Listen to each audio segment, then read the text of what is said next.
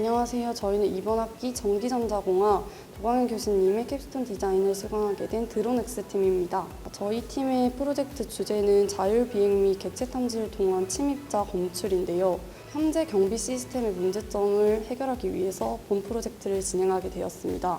저희 효율적인 드론 시스템을 구축하기 위하여 자율비행과 객체 탐지를 이용해 드론 경비 시스템을 구현해내었습니다. 드론엑스의 장점으로는 일단 고층 빌딩이나 이제 큰 지역 같은 경우에 그 드론이 아닌 경우 상당한 인력을 소요하게 되는데 드론엑스를 사용할 경우에는 인력을 감소할 수 있고 저희가 자율비행을 하다 보니 저희가 가기 힘든 곳이나 그리고 보기 힘든 곳까지 관찰이 가능하며 군집비행을 하기 때문에 시야각을 넓혀가지고 더 넓은 시야각으로 관찰이 가능합니다. 또한 저희가 카메라로 바로 사람을 인식해서 경보를 울리기 때문에 안전에도 더 유의하다는 장점이 있습니다. 파이썬과 드론 둘 다 처음 사용해서 코딩을 한 대로 드론이 날아다니는 게 아니라 조금은 힘들었지만 드론이 날아다니는 걸 보면은 어렸을 때 장난감을 가지고 놀았을 때처럼 즐거웠습니다. 저희가 원하는 결과를 구현하기 위해서 코딩을 사용했는데 익숙하지 않아 여러 가지 문제를 겪었었는데 좋은 팀원들을 만나서 진행한 거에 대해 되게 기분 좋게 느끼고 있습니다. 네, 저희는 코로나 시대의 문제를 생각을 해보았고 그 중에서도 백신 접종에 있어서의 문제에 초점을 맞춰서 디자인을 진행했습니다. 저희는 백신 접종에 있어서 간호사와 환자의 접촉에서 일어나는 2차 감염이 많다고 생각을 했기 때문에 그것을 방지하고자 터치리스 주사기를 고안했습니다. 제품의 특징은 간호사 없고 터치 없는 주사기라는 점입니다. 저희가 이번 제품을 준비하면서 느낀 점은 코로나 시대에 새로운 접종 제품으로 감염률을 낮추고 간호사들의 업무 효율성을 높일 수 있겠다는 생각으로 많이 뿌듯했습니다.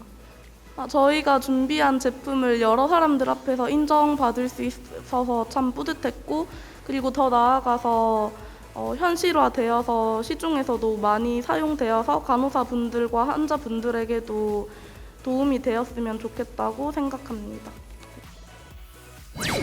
요즘 교내에서 사람들이 공유형 전동 킥보드를 많이 이용하고 있는 것을 볼 수 있습니다. 이렇게 PM 시장, 특히 전동 킥보드 시장이 급격하게 증가하면서 전동 킥보드 관련 사고수 또한 증가하고 있습니다.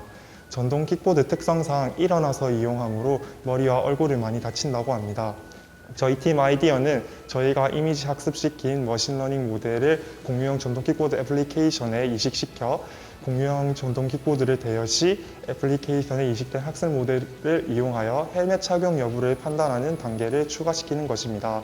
저희 팀 아이디어로 헬멧 착용 여부를 확인하면 공유형 전동 킥보드를 이용할 때 자연스럽게 헬멧 착용을 유도하여 머리, 얼굴에 큰 사고를 예방할 수 있습니다. 또한 공유형 전동 킥보드 업체 EV패스와는 다르게 헬멧을 착용하지 않아도 되기에 공유형 전동 킥보드 업체 입장에서 헬멧 분실 우려가 사라지고 헬멧 관리 비용을 절감할 수 있습니다. 마지막으로 공유형 전동 킥보드 업체의 뉴런과는 다르게 본인 사진을 회사에 보내는 것이 아닌 애플리케이션 안에서 헬멧 착용 여부를 확인하므로 초상권 문제가 없습니다. 먼저 캡스톤 디자인 수업과 경진대회를 함께한 팀원 이재욱, 황재영 그리고 부족한 저희를 든든하게 이끌어주신 권영근 교수님께 감사한 마음을 전합니다. 기대하지 않았기에 뜻밖의 수상 소식은 더없이 기쁘고 영광이었습니다. 미료하지만 이상이 울산대학교 링크 홍보에 도움이 되었으면 합니다.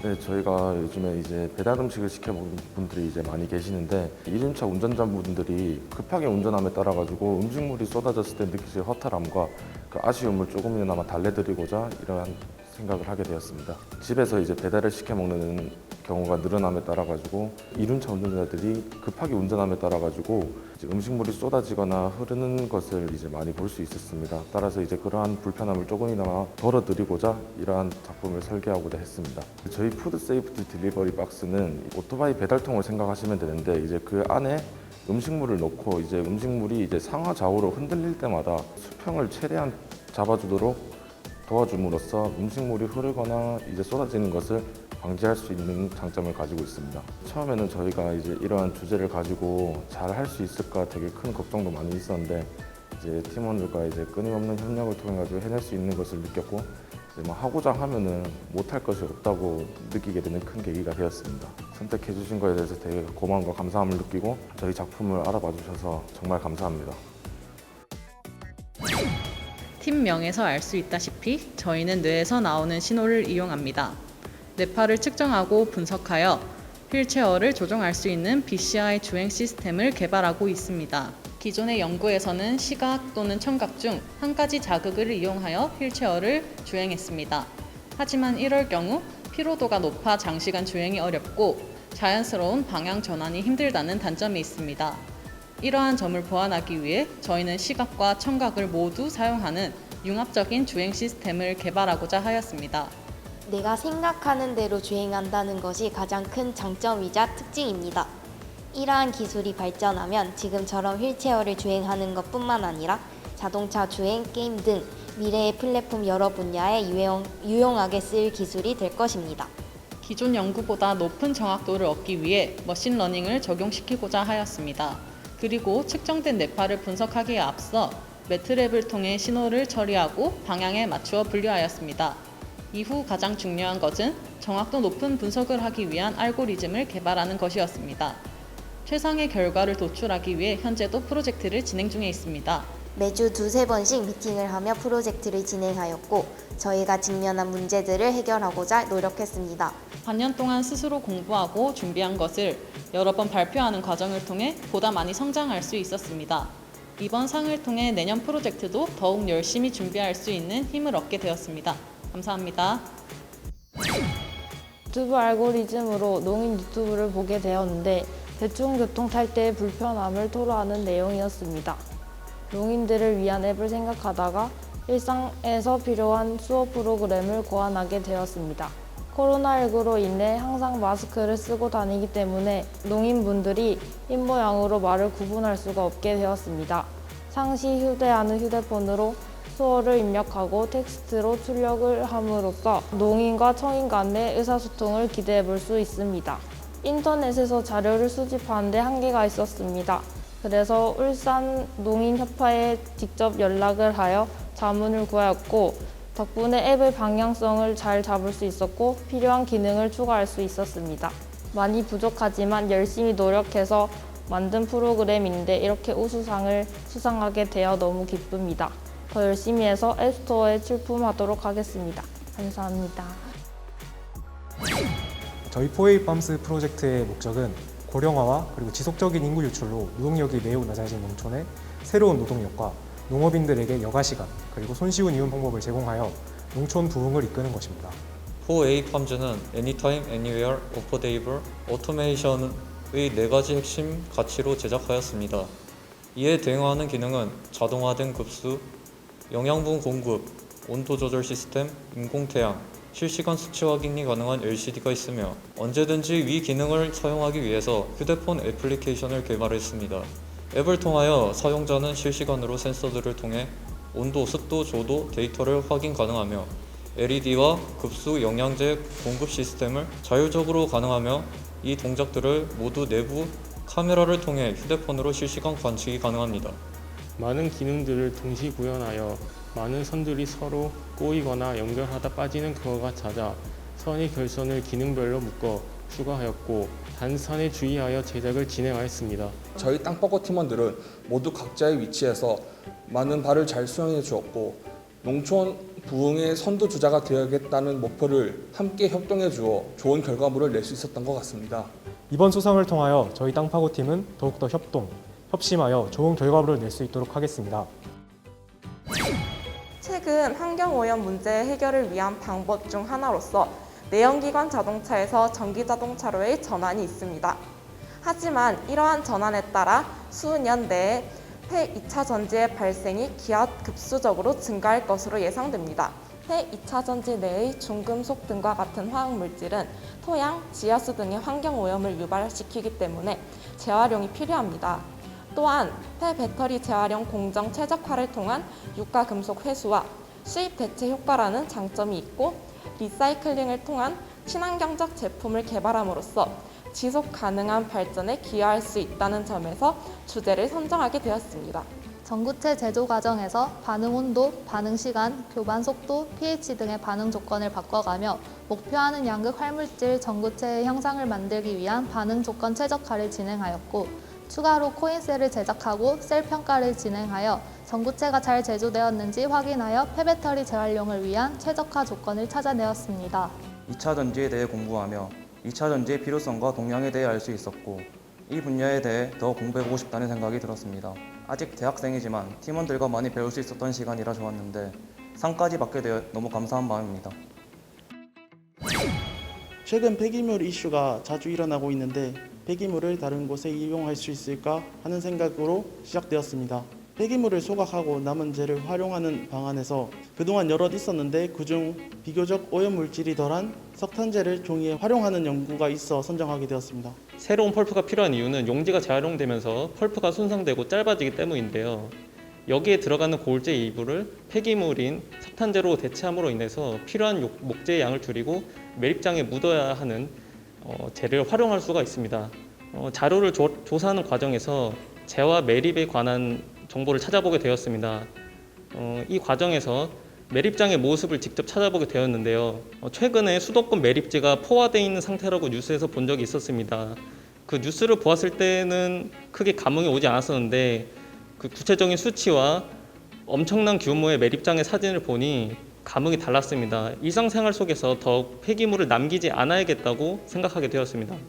좋은 기회 주신 링크 사업단, 지도해 주신 교수님들, 학과에서 도와주신 사무실 분들 감사의 말씀 드리고 싶습니다. 감사합니다. 우리나라 굴 생산량이 중국에 이어 세계 2위 수준의 생산량을 갖고 있지만 이에 따라 굴 폐각 문제가 심각해져 간다는 뉴스를 보고 화학공학적 방법으로 굴 폐각 환경 문제를 해결할 수 있는 방안을 찾으려고 했습니다.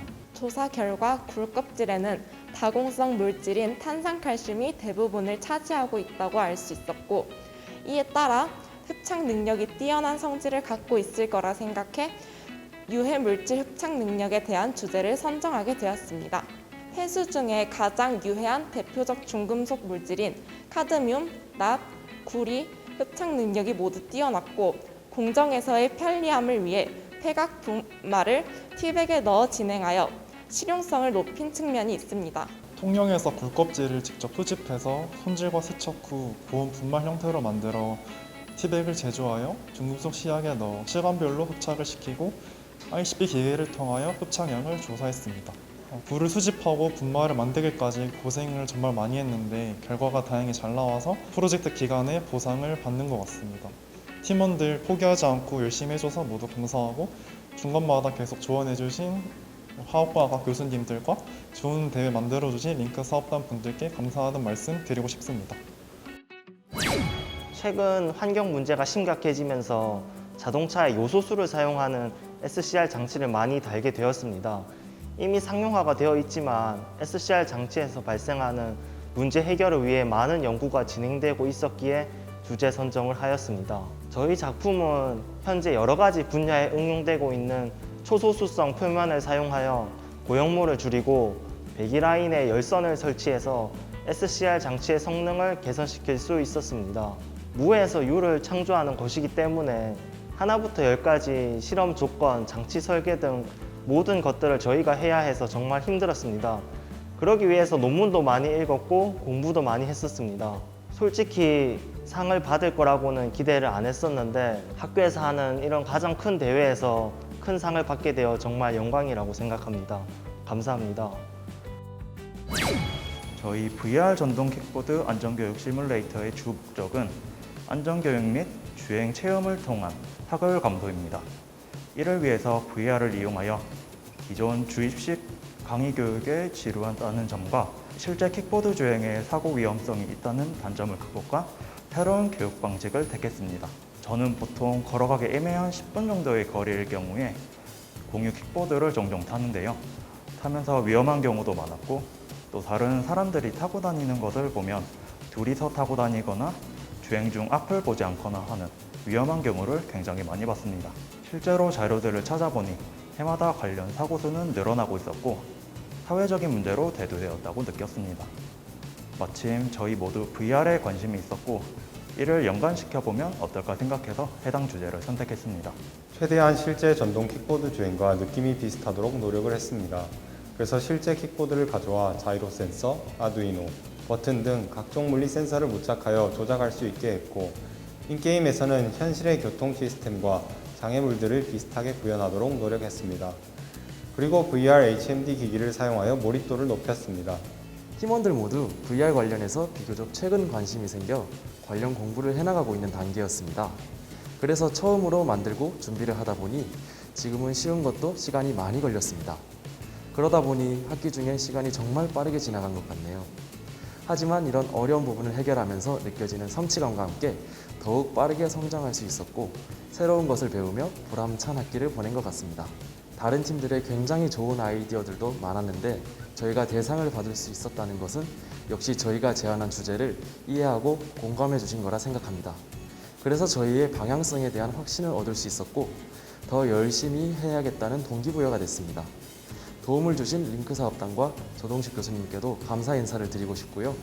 팀원들도 모두 수고했고 앞으로 남은 캡스톤 그리고 졸업 작품도 좀 더 고생해서 잘해 나가자고 말하고 싶습니다. 감사합니다.